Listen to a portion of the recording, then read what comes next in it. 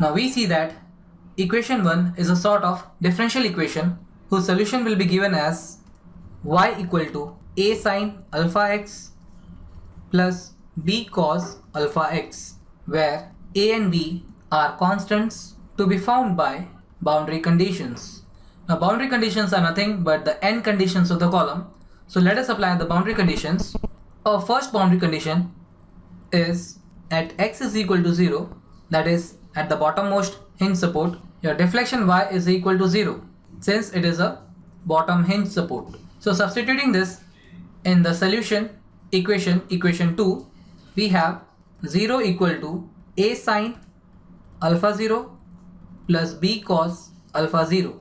Now we see that in this your sine alpha o will be 0, whereas in the second term your cos alpha 0 will be 1. So for the left hand side to be 0, your b has to be 0. So we have found out the first constant b. Let us now find out another constant a. Now for that we have second boundary condition at x is equal to L, that is at the topmost hinge support. Again we have deflection is 0. Reason being the same, that is top hinge support. So substituting this in the solution equation, we have 0 equal to a sine alpha L plus your b is 0 multiplied by cos alpha L.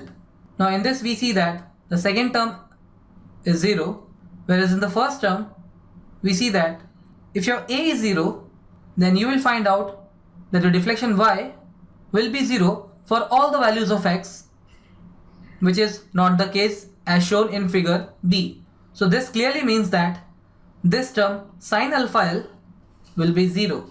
So let us write sine alpha L equal to 0, which implies that your alpha L is equal to pi, or your alpha is pi by L. Also alpha square could be written as pi square by L square. Now substituting the term alpha square by p by ei, we have p by ei is equal to pi square by L square.